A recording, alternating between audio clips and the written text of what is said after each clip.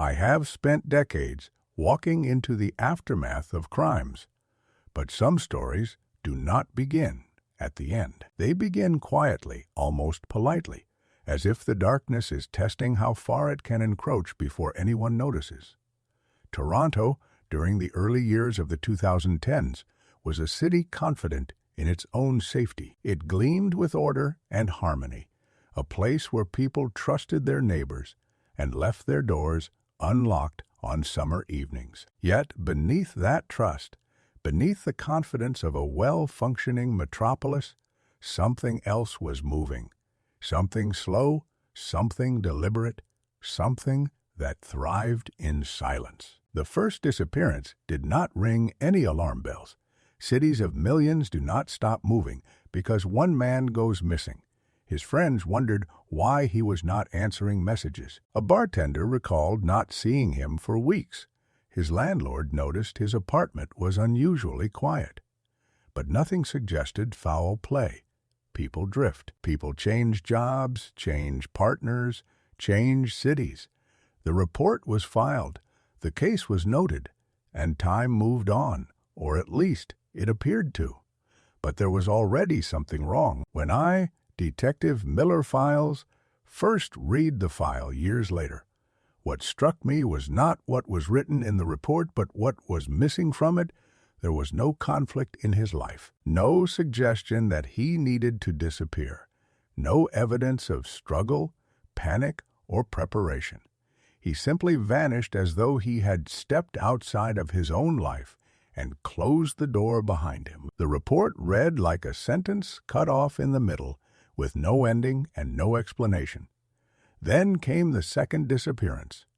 This man was younger. He was new to Canada, still trying to stabilize his footing in a country where he knew few people and trusted even fewer. He worked long shifts. He attended community gatherings in the village. His world was small but hopeful, and then one day he too simply disappeared. There were no signs of departure, no airplane tickets, no sudden withdrawals from his bank account. He left his belongings neatly in place, as if he intended to return later that night. But he never did. When the third disappearance occurred, the community began to feel the first stirrings of fear. The village was a place that had survived decades of adversity and built itself into a space of resilience. But this new quiet was different. It was heavy. It was unnatural. People whispered to one another in the corners of bars. Some avoided walking home alone. Others found themselves glancing over their shoulders at shadows that had never bothered them before. Still, there was nothing concrete to hold on to. No bodies, no suspects, no scenes. And that is when fear becomes truly dangerous. Not when it is loud, but when it is shapeless. As I reviewed the collection of early disappearances, I felt the beginnings of a pattern, not yet visible to the rest of the city, not yet formalized in police files, but something was forming in the dark. The men who vanished were connected by fragility. They were immigrants, or lived discreetly, or struggled with isolation. They were men whose absence did not immediately ripple through society. They were the kinds of victims a predator could select without drawing the spotlight. I did not know his name then. I did not know his face or his job. But I understood this much: whoever was behind these disappearances knew how to choose victims who would not cause an immediate outcry. This was not chaotic violence. This was intentional selection. Some criminals strike out of rage or impulse. Others are guided by convenience. But the rarest ones, the most dangerous ones, choose victims who exist on the edge of society's attention. They know exactly how long they can operate before anyone connects the dots. They study the gaps. They learn the blind spots, and they slip through them with unsettling ease. Years later, when the name Bruce Marther surfaced for the first time, the pieces clicked together. A 60-year-old gardener. A man with no criminal record, that would suggest violence. A man who smiled gently at his clients while tending their lawns. A man who carried pruning shears and soil in his truck. A man who seemed as harmless as sunlight. But sunlight can blind you if you stare at it long enough. At the time of these disappearances, he was just another familiar presence in the village. He walked slowly, spoke softly, and projected the aura of someone incapable of harm. And that is exactly why he could hide in plain sight. Predators who look dangerous are the ones people avoid. The real threat often comes from the person you would never look at twice.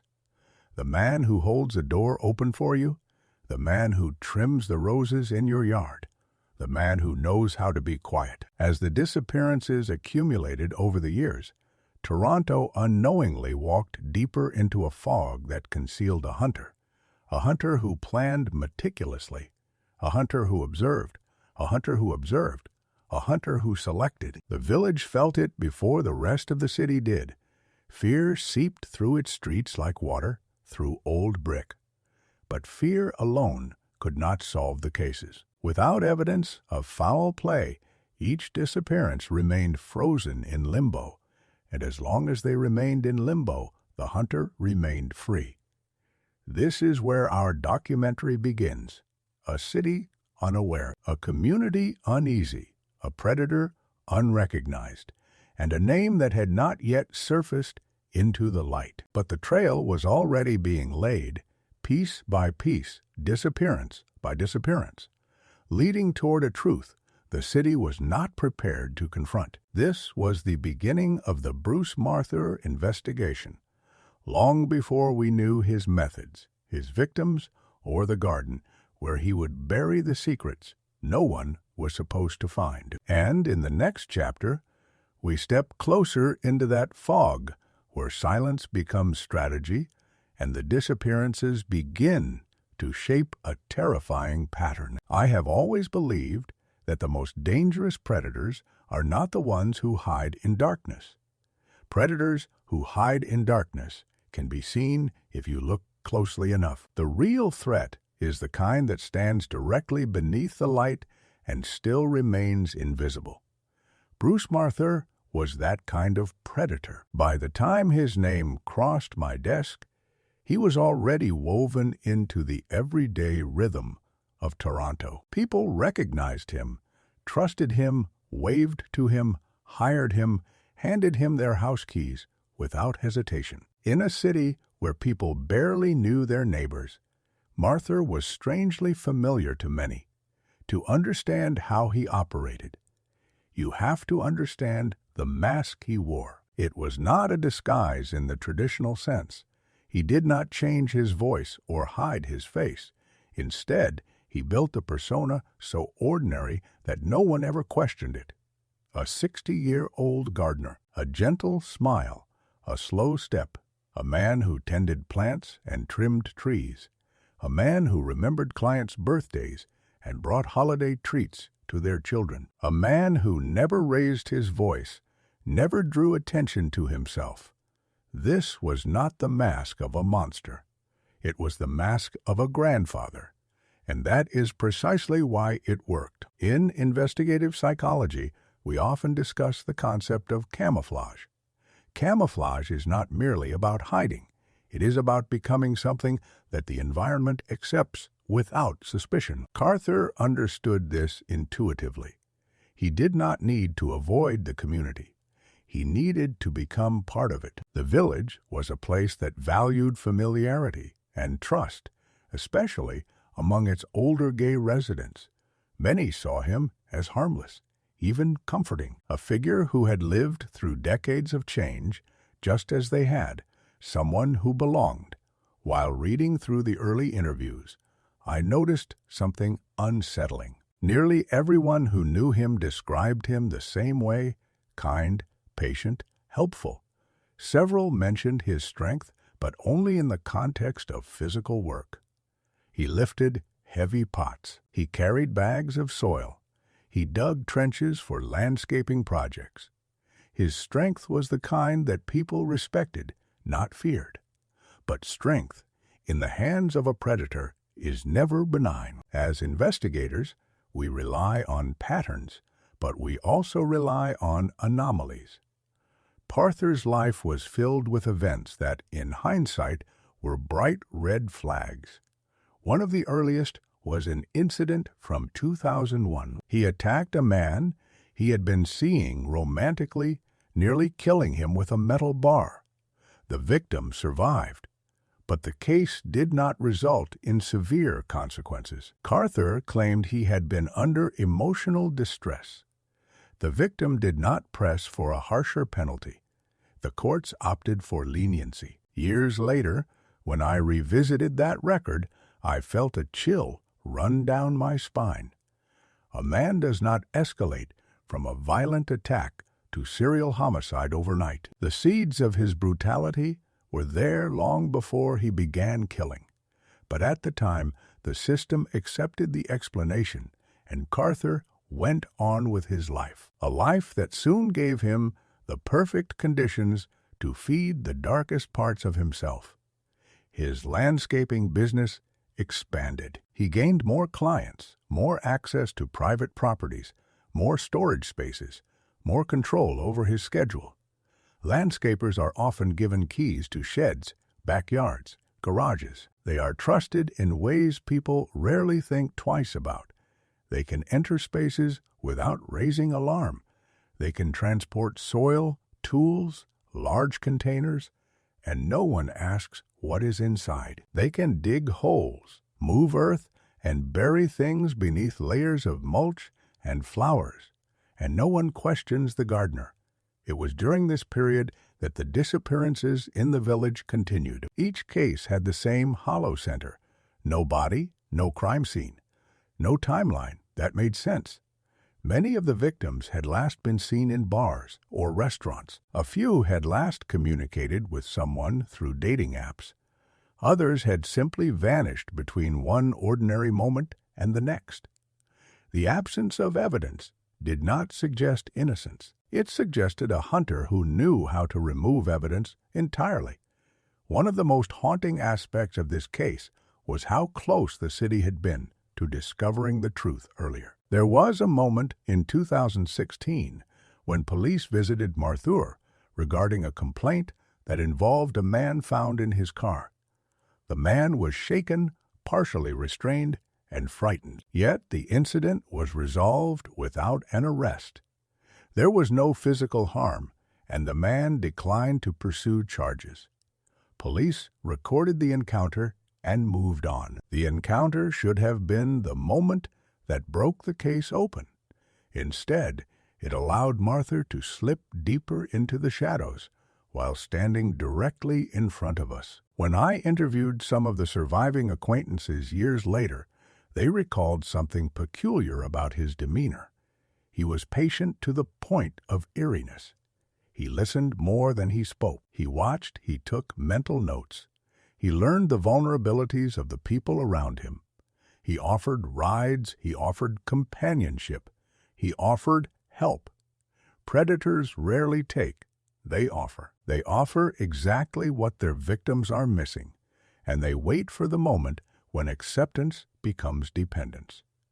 When dependence becomes trust, and when trust becomes the door they need to walk through. The deeper I went into MacArthur's life, the more the puzzle began to take shape. He was not impulsive. He was not reckless. He was a methodical collector, not of items, but of opportunities. Every disappearance was calculated. Every encounter was intentional. He blended himself into his environment until he was indistinguishable from it. Toronto saw him every day, yet no one truly saw him. In a way, the city had become the perfect hunting ground precisely because it believed it was safe. The community trusted itself. The police trusted the absence of evidence, and Parther trusted that no one would look for what they were not expecting to find. This was the stage on which the rest of the tragedy would unfold. A predator disguised as a caretaker, a community unaware of the danger walking among them, a city confident in its safety while death was being planted in its gardens. In the next chapter, we move closer to the disappearances themselves. We study the patterns that were not recognized soon enough. We examine the night each man was last seen. We begin piecing together the timeline that would one day expose the truth buried in Carther's flower beds. And we confront the chilling realization that the killer had been operating in plain sight while the city slept. There is a moment in every long investigation when scattered events begin to form a shape. It does not happen suddenly. It happens slowly, like dust settling on a surface, until the outline of something hidden finally emerges. The disappearances in Toronto's village had been happening for years, each one slipping quietly into the margins of police reports, into conversations whispered late at night, into the growing anxiety of a community that felt something tightening around it. But it was not until I began retracing the final hours of each victim that I understood the pattern. A pattern carved by someone who studied vulnerability like an art. I began with the earliest disappearances, moving case by case, man by man, looking for the threads that connected them. These were not men who vanished after dramatic confrontations or in the midst of public turmoil. They vanished in the most ordinary moments of their lives. One left a bar and was expected at work the next morning. He never arrived. One spoke with a friend on the phone, saying he would return home shortly. His door was never opened again. Another was last seen buying groceries, a bag of fruit still sitting on his kitchen counter when police entered days later. Every detail painted the same haunting picture. Their lives ended not in chaos, but in silence. The village is a place that buzzes with activity, especially at night. Music rises from the bars, laughter spills out onto sidewalks, and thousands of footsteps cross each other under neon lights. It is not easy to disappear in such a crowded space. Yet these men did. No one saw a struggle. No one heard a cry. There were no broken glasses, no overturned chairs, no signs of abduction. The absence of violence became its own clue. I asked myself the same question repeatedly. How do men vanish in a crowded neighborhood without leaving a trace? The answer came slowly, but it came with clarity. They left with someone they trusted. Not trusted deeply, perhaps, but trusted enough for one ride, one drink, one invitation, trusted enough to step into a truck with a familiar face, trusted enough to walk through a doorway and believe they would walk out again. As I mapped the final sightings of the victims, an unsettling trend emerged. Many were last seen speaking with or near an older man, not threatening, not imposing, just present, the kind of presence that blends into the corner of a bar, unnoticed by most, the kind of presence that watches quietly, patiently, assessing who seems lonely, who seems tired, who might welcome a gentle smile or a helping hand. Predators do not always stalk. Sometimes they wait. One victim, whom I will call Amir, was last seen leaving a bar after midnight. He had moved to Toronto from overseas, building a life piece by piece, sending money back home. He was polite, soft-spoken, and cautious. He rarely left with strangers. But that night, witnesses recalled him walking toward a truck parked on a side street. The driver was described as older with a steady composure. Amir entered willingly. There was no scene, no conflict, just two men walking away together into the night. He never returned. Another victim, whom records refer to as Navid, disappeared after meeting someone through a dating app. His friends described him as private, selective, and not easily persuaded by new acquaintances. Yet the last person he messaged was a man whose profile seemed ordinary, almost dull in its presentation. A man who offered company. a man who suggested a short meeting, a man who did not raise alarms because nothing about him appeared dangerous. Danger rarely advertises itself. In several other cases, the victims were seen near Church Street speaking with someone who fit similar descriptions. Older, quiet, familiar. Someone who wore the disguise of harmlessness so convincingly that even when the police later showed his picture to bystanders, many shrugged and said they thought they had seen him before, but could not remember the circumstances. That is the power of someone who blends in. They leave impressions but not memories. They exist in the periphery, significant only in hindsight. The more I studied the timeline, the more it became clear that the disappearances were not random. They formed a rhythm, a slow, methodical rhythm spaced months apart, long enough for suspicion to fade, long enough for case files to cool, short enough to maintain momentum. It was the tempo of a killer who understood restraint, a killer who did not chase chaos, but curated it. When I finally placed all of the disappearance timelines side by side, a disturbing realization surfaced. The victims shared not only demographic similarities, but emotional ones. Many were immigrants adapting to a new country. Some were men navigating complicated relationships or private lives. Others were older individuals who felt isolated.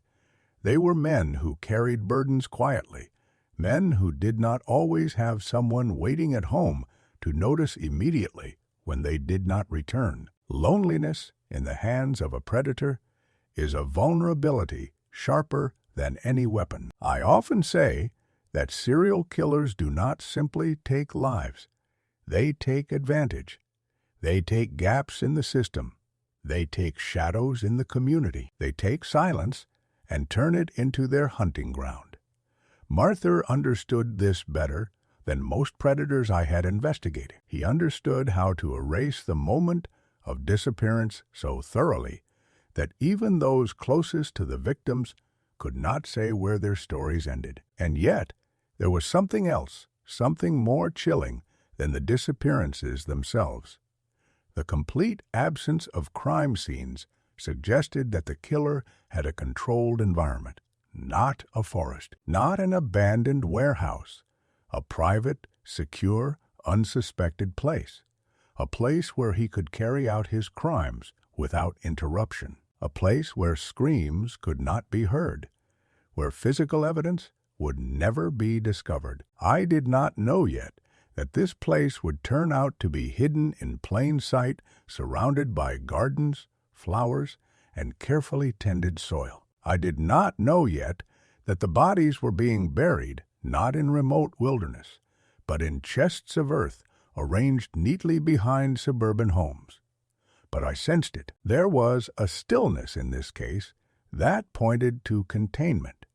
A killer who controlled space as meticulously as he controlled people. As I moved deeper into the case files, a clearer picture of the killer's strategy emerged. He approached his victims during moments of emotional openness or fatigue. He offered them company, affection, or a ride home. He made the path of least resistance feel like the safest choice. And once he had them in his vehicle or inside his residence, the world lost its ability to track them. The village, once a sanctuary for many of these men, had become a place where their final steps began. In one of the interviews, a bartender recalled serving a drink to a man later identified as one of the victims. The bartender remembered him laughing. He remembered the man glancing occasionally toward a corner of the bar where an older man was sitting quietly. When the bartender was shown a photo of Carter months later, he stared at it for a long moment before saying the most haunting words I had heard in the entire investigation. He said, "I didn't think he was anyone. I thought he was just there." That is how invisibility works, not by disappearing into darkness, but but by becoming unremarkable in the light. As I prepared to enter the next phase of the investigation, I knew that the disappearances were the first doorway into the truth. The next doorway would lead into the killer's mind, and beyond that, into the physical spaces where he carried out his crimes. In the next chapter, we step into that space. We begin uncovering the methods behind the silence. We examine how a gardener turned soil into a graveyard, and we confront the horrifying precision with which he hid death inside the living landscape of the city. There comes a point in every investigation when you stop asking how a crime was committed and begin asking where location is not merely a backdrop. It is a living part of the crime itself. It shapes the killer's methods, amplifies his confidence, and reveals the boundaries he believes he can operate within. In the case of Bruce Marther, the answers were buried long before we uncovered them. And they were buried in a place so ordinary, so domestic, that the truth felt surreal even after we stood directly on top of it. Before the public learned the extent of what happened, before the news reports called him a serial killer, before anyone imagined the scale of the hidden graves, Marther's world looked harmless. A gardener's truck parked beside a suburban house, bags of soil, gardening tools leaning against a shed, rows of flower beds and potted plants, branches trimmed neatly, grass cut evenly, a life arranged with the precision of someone who took pride in small details. But small details, when combined in the hands of a predator, can become instruments of concealment. The deeper I traced the victims' disappearances, the more I realized they had not simply vanished into the night. They had been taken into an environment designed to erase them. The apartment where Marther lived, the truck he drove, the homes where he worked, the gardens he tended. These were not random spaces. They were carefully curated stages where the silence he relied upon could flourish without interruption. In order to understand how the truth remained hidden for so long, I revisited the places where he worked. I walked the same pathways he walked. I stood beside the same flower beds he watered. I examined the sheds where he stored equipment, and in each place I felt the eerie calm of a space that had unwittingly become part of a crime. Marther did not need remote woods or abandoned warehouses. He did not need darkness or isolation. He had something better. He had access. Access is a form of power that most people underestimate. When you are allowed to step into someone's yard, you step into a private world with minimal oversight. You are not questioned about what you carry in or out. No one asks why you dig a hole or move soil or lift heavy containers. No one wonders about the contents of the bags loaded into your truck.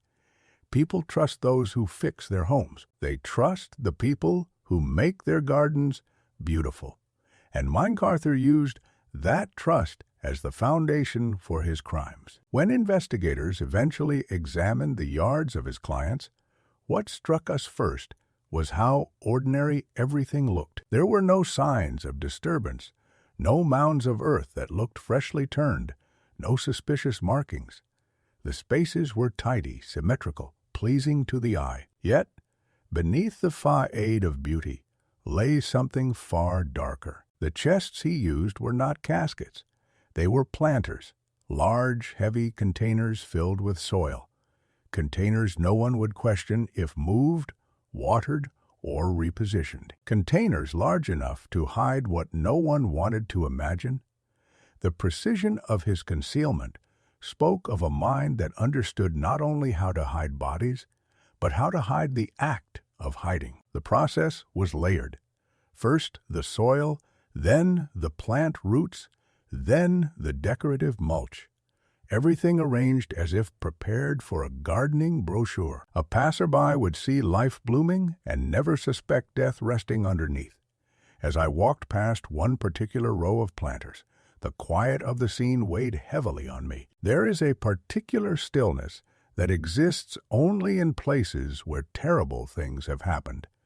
It is not the stillness of peace. It is the stillness of something unresolved, something suffocated beneath years of normalcy. During the investigation, one of the most striking realizations was that several of the homes where McArthur stored these planters belonged to clients who adored him. They described him as reliable, pleasant, trustworthy.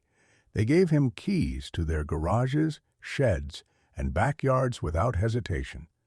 They saw him as part of the family routine, a man who maintained their gardens while they were at work, a man who waved to their children, a man who watered their flowers in the mornings. To imagine that the same man was hiding the remains of his victims in those very gardens was something that even seasoned detectives struggled to reconcile. I recall interviewing a homeowner whose yard contained several of the planters later found to hold human remains.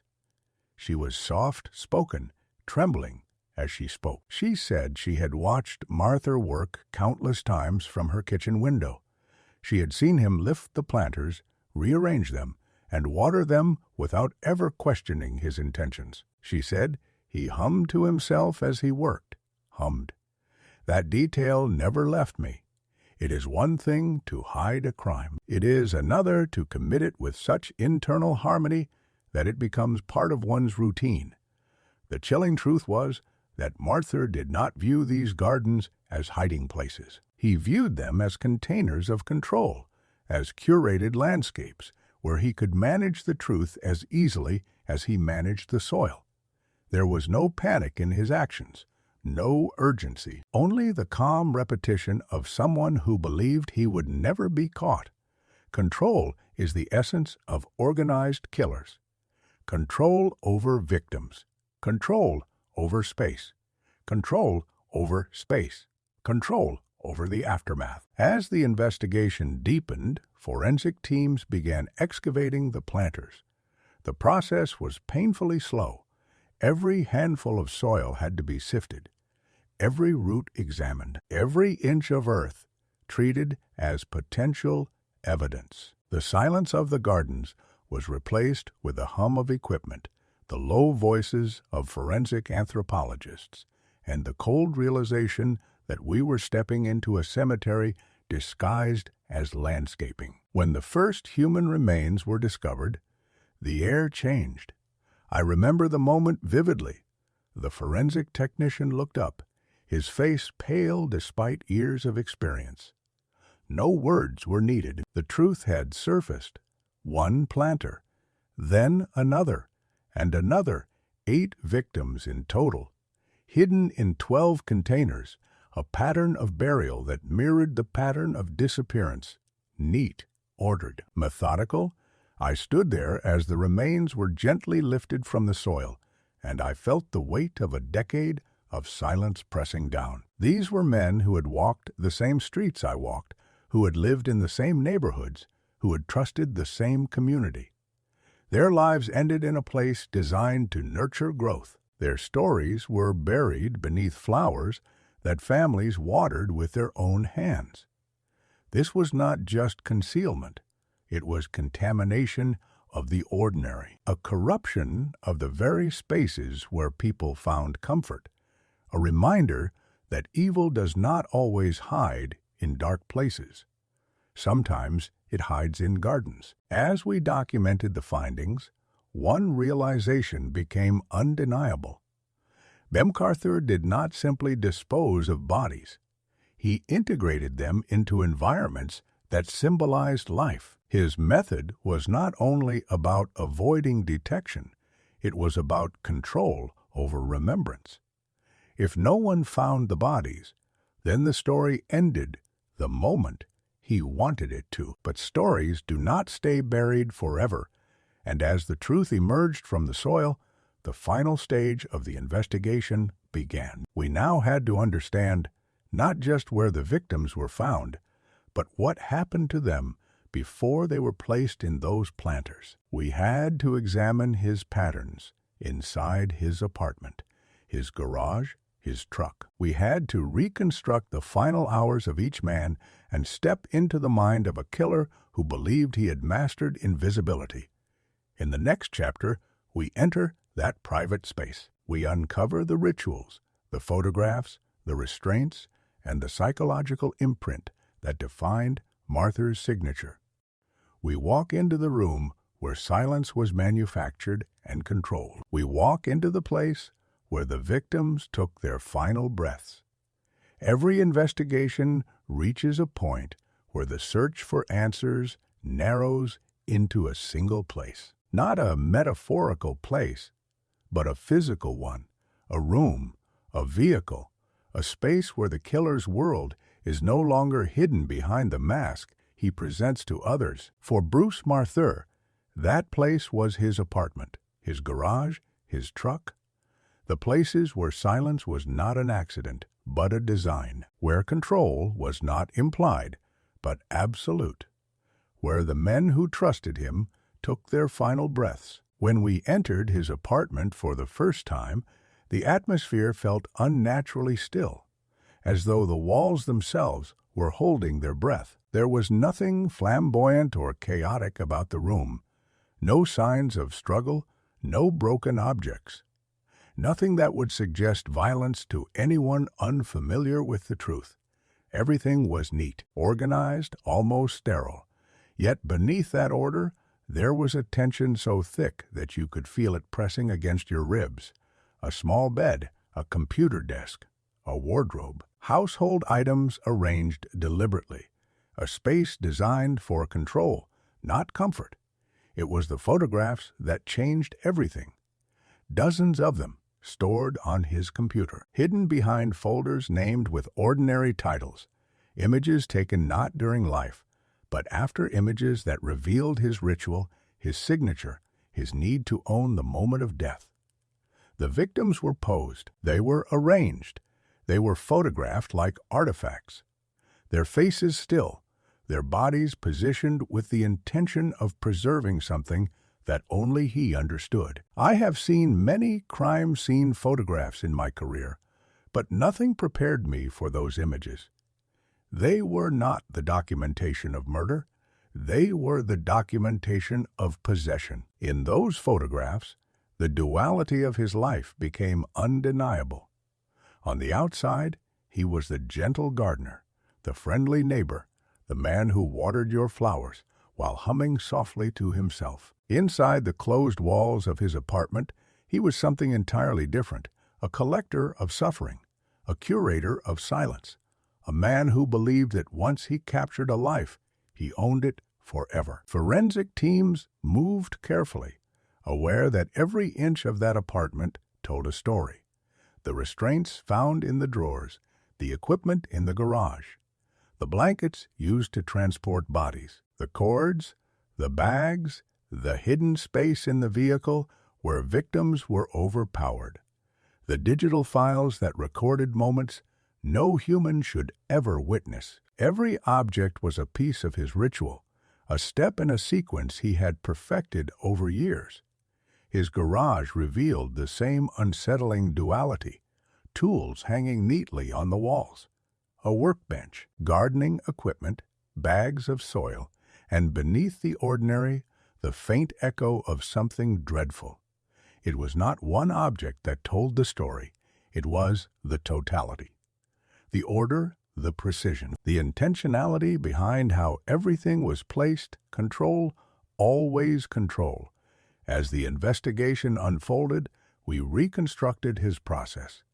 It was a choreography of manipulation and restraint. He approached victims with patience. He led them into the apartment under the guise of companionship. Once there, he shifted into the persona only he knew. He immobilized them. He staged them. He took photographs. And when the moment of life slipped away, he transitioned seamlessly into the next stage, concealment. There was no panic, no rush, only the cold efficiency of a man who believed he would never be stopped. But silence cannot protect a killer forever. It can only delay the inevitable. When detectives pieced together the final disappearance, they realized one victim might still be alive. Surveillance teams followed Mike Arthur closely, and then came the moment that broke the case open. Arthur invited a man to his apartment, a man who trusted him, a man who, had investigators waited even minutes longer, would have become the 9th victim. When officers burst into the apartment, they found the man restrained, terrified, moments from death. Arthur was calm when he was arrested, almost serene, as though the interruption was an inconvenience rather than an exposure. He offered no resistance, no explanation, no remorse. His eyes revealed nothing but a tired acceptance that the world he had built in secret had finally cracked open. The trial revealed the magnitude of his crimes. 8 men, 8 lives stolen, 8 families left with grief that no words could ever repair.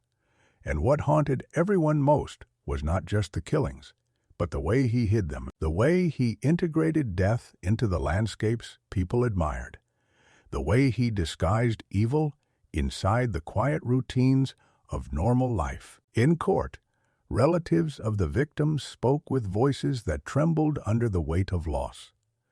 They described men who were kind, hopeful, hard-working, gentle. Men who came to Toronto in search of safety or love or belonging. Men who did not deserve the fate that waited for them inside the apartment of a man who pretended to offer companionship. Arthur listened. He did not cry. He did not apologize. He did not look at the families of the men he photographed. His silence in that courtroom mirrored the silence of his crimes, controlled, unbroken, empty. When the judge delivered the sentence, 8 consecutive life terms, it did not bring closure in the truest sense. Nothing could restore the lives lost. Nothing could undo the years of fear or the depth of betrayal the community felt. But it did something crucial. It stopped him. It ended the silent decades, long operation of a man who turned gardens into crypts and trust into a weapon. As I left the courthouse after the sentencing, a cold wind cut across Toronto's streets. People walked quickly, heads down, hands tucked into their coats. Life moved forward. It always does. Yet for me, the city felt different. The light felt thinner. The shadows felt sharper, because behind the familiar shops and houses and gardens, I now saw what had been hidden for so long. I saw how silence can become a mask. I saw how trust can become a trap. I saw how ordinary places can contain extraordinary horror. This case did not teach me something new about killers. It taught me something new about communities, that even in the safest places, danger can stand beside us, invisible in its familiarity, that evil can hum a tune while watering flowers, that a garden can bloom above a grave. As I closed the final file on the Bruce Marther investigation, I wrote one final note for myself, a reminder that I return to often. A predator does not need darkness. He only needs to be overlooked, and the most dangerous monsters are always the ones who look like they belong.